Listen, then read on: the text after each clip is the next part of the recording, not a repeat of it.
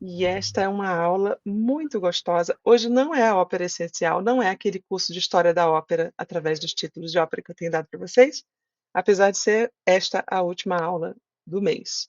Esse foi um mês em que eu fiquei um pouco viajando, cantando, os alunos também tiveram suas situações particulares e a gente agora vai começar a se reencontrar. Pretendo hoje falar, por causa da aula de ontem da Daiane, que foi muito engraçado, a internet nos perseguindo, caindo a todo instante, mas a gente conseguiu fazer alguma coisa. E depois eu sentei e disse, não, deixa eu fazer uma pesquisa mais a sério de Villa-Lobos, porque é um autor que sempre cantei desde o começo. E aí eu entendi um pouco melhor a razão, porque na verdade ele é oriundo da Escola de Música da UFRJ, assim como eu. O Instituto Nacional de Música é o que a gente vai chamar de Escola de Música da UFRJ hoje em dia. E eu me lembro que quando eu terminei minha graduação, eu fui estudar com uma professora. Foi uma grande sorte que eu tive, porque ela foi cantora, muito boa cantora lírica de canção de câmara brasileira, e ela me dava muito Villa-Lobos. E um dia ela me disse: "Ah, sim, mas é porque a minha pianista tinha sido a pianista de Villa-Lobos, os projetos de Villa-Lobos". Então eu tive ali o grande privilégio de receber em primeira mão muito das convenções a respeito do fazer de Villa-Lobos, né. Então, além de estar no ambiente musical, eu vendo aqui a trajetória de Villa-Lobos, ele nasce no final do século XIX, em 87, 1887. Ele é filho de um bibliotecário que é músico amador. E a razão pela qual eu tenho colocado tanta seresta para vocês lá no grupo do Telegram é porque, antes de tudo, para você entender Villa-Lobos, você tem que entender o que que é o fenômeno de seresta, que é a música de câmara do brasileiro, que até hoje se deixa, né, aqui em casa mesmo, né? Que foi o nosso Natal? Cada um pega um violão, o outro dança, e a gente faz o nosso repertório, e essas são as festas dos brasileiros. Antes de existir a tecnologia de rádio, que é uma coisa muito recente, o que a gente fazia era isso, se animar, né? Um com a sanfona, o outro com o violão, e etc. E especificamente no Rio de Janeiro, o que a gente tinha eram esses instrumentos portáteis, a flauta, a percussão pequena, né? E a gente vai chamar essa pessoa que ou faz dinheiro ou apenas se anima por conta própria e família de seresteiro. Então, ô meu amor, eu não vou conseguir comer esse açaí. Olha o pequeno açaí que eu estou sendo servida nesse momento. Tenho condições da aula. Pode colocar na geladeira, por favor, meu amor. Ó, isso aqui, o açaí é a moda amazônica. Isso aqui foi passado na hora, tá? Então ele não tá frio. Isso daqui é farinha de tapioca.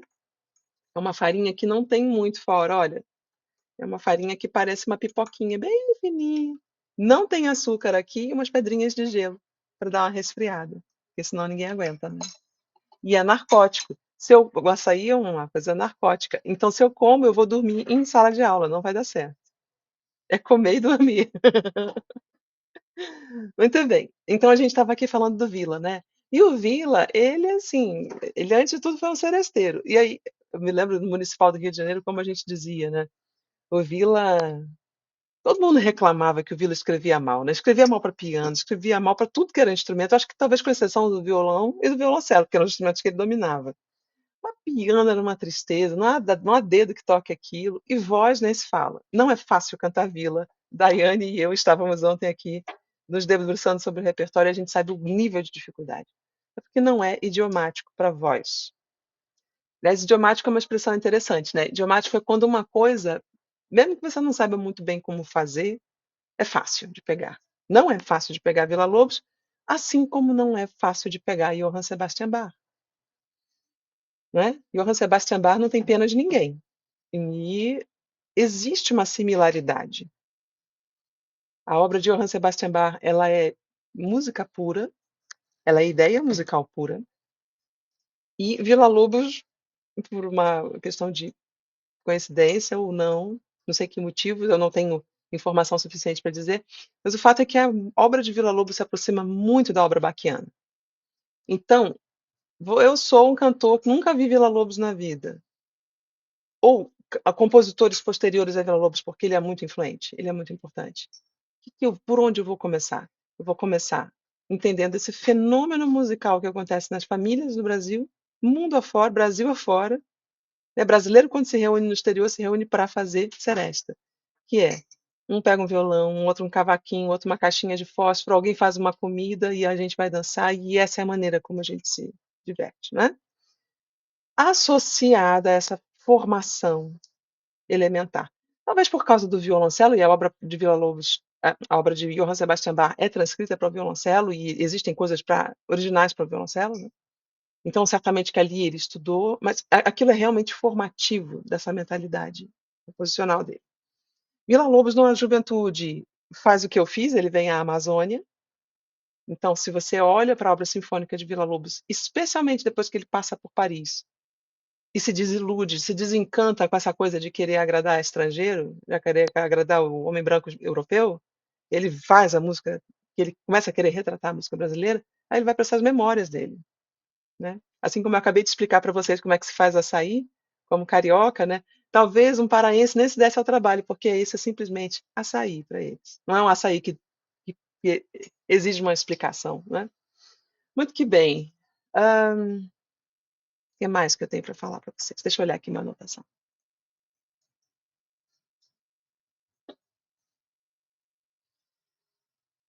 Já falei do Vila, né?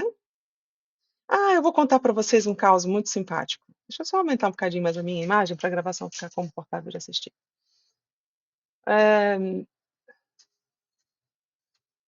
Alguns anos atrás, eu fiz um concerto com a Orquestra Sinfônica do Espírito Santo, lá no Teatro Principal lá do Espírito Santo.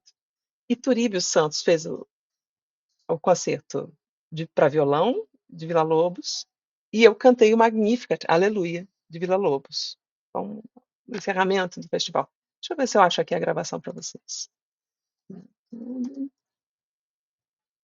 Turíbio Santos, concerto de Villa-Lobos. Olha aí, ó. Vou colocar lá no grupo pra gente, aí depois a gente pode até colocar nos comentários desse vídeo, quando ele for para o YouTube, que eu devo abrir essa aula, tá, gente? É simpático, né? Acho que tem umas informações que podem favorecer a outras pessoas além do grupo aqui. E aí, tem eu cantando Magnificat Aleluia. Carolina. Magnificat Aleluia. Primeira gravação de música. E vou colocar essa. Carolina Faria, 20 quilos atrás. Não é, né? E lá está. E aí, no aeroporto, estávamos Turíbio e eu conversando. Concerto bonito que a gente tinha feito, né? E nós, assim, aguardando o embarque. Íamos os dois para o Rio de Janeiro, eu acho. Ou ele São Paulo, eu não sei. A gente estava no aeroporto junto conversando, ia pegar avião. E aí ele dizendo, poxa, o Vila, né? Que legal. Eu sou, Carolina, assim como muitos dos grandes cantores e artistas que emergiram na década de 60, 70, 80, filhos e frutos do sistema educacional musical que, na verdade, Getúlio Vargas tem esse acordo no seu segundo governo ditatorial, né? Ele tem esse acordo de implementação de estudos de música em larga escala, em maciça escala no Brasil, a partir do canto orfeônico, do canto coral. Jussara, é possível que você ou a sua mãe tenham feito canto orfeônico na escola, correto? Não, Não, não, Carol. não. Você, Dai? Não. Também não cheguei a fazer. Então, quer dizer que nos estados do Espírito Santo e de Minas e de Rio Grande do Sul talvez não tenha chegado tanto, né? A Daiane é da Não. fronteira já com a Argentina, né? E a Juju é do Espírito Santo. Mas lá no Rio de Janeiro era muito comum a gente ter esses grandes, grandes encontros de coral. E o Magnificat Aleluia que vocês viram aqui, terão visto aí na gravação, ele é escrito para esse solo de contralto e pode ser realizado por um número ilimitado de crianças. Tanto que a primeira vez que eu fiz foi. Agora sim, a água eu aceito, meu amor, muito obrigada. Primeira vez que eu fiz foi na Escola de Música da FRJ, e na segunda vez eu já fiz com os Canarinhos de Petrópolis, fazendo o encerramento daquele Congresso Mundial de Canto Infantil, Canto Coral Infantil. E ali eram 1.000 crianças em coro, pelo menos. Cantores de muito boa qualidade. Eu me lembro que eu ensaiei num estádio assim de futebol com as crianças. Foi uma graça. Você já pensou que coisa linda? E na Catedral de Petrópolis, né, que é bem grande, a gente fez lá esse evento. Então, esse era o plano de Villa-Lobos, de através do canto orfeônico, e aí Turíbio e eu estávamos falando sobre isso, de como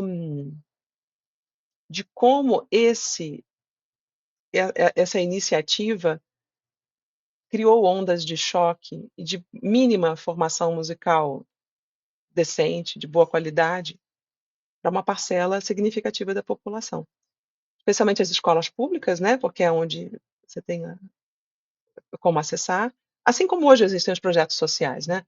Tendo viajado agora recentemente à Europa, eu vejo como eles agora estão começando a talvez ter uma ideia de fazer um projeto social em música, e nós já estamos fazendo isso há muitas décadas, e colhendo os benefícios disso, é claro. Então, se a gente tem Caetano Veloso, se a gente tem esses bons cantores populares, né? São músicos populares de um bom nível, a gente tem que agradecer. E o Villa-Lobos, ele deixou, cadê, Carolina?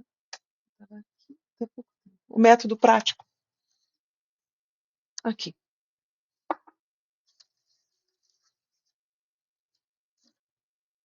Aqui, Nossa Senhora de Nazaré portátil, gente. Coisa mais fofa. Com os passarinhos.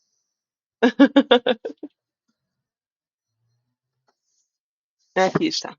Esse daqui é o guia prático de Villa-Lobos. Ele deixou um método para gerações posteriores de como é que você faz educação musical em larga escala nas escolas. Isso aqui eu ganhei de presente da minha querida amiga e cantora Magda Belotti, que é também uma pessoa muito ligada à canção de câmara em língua portuguesa. Tudo isso aqui é apenas um preâmbulo para a gente entender a história que está por trás do Vila e das implicações que a gente tem aqui no nosso fazer, né? Debruçar-nos e fazermos o Vila. Tem perguntas? Tem observações? Tem dúvidas? Por favor. Não?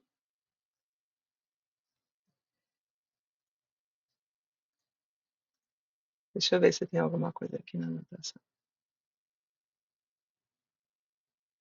Assim, eu só vou fazer aqui um, um a mais a respeito da biografia do Villa-Lobos.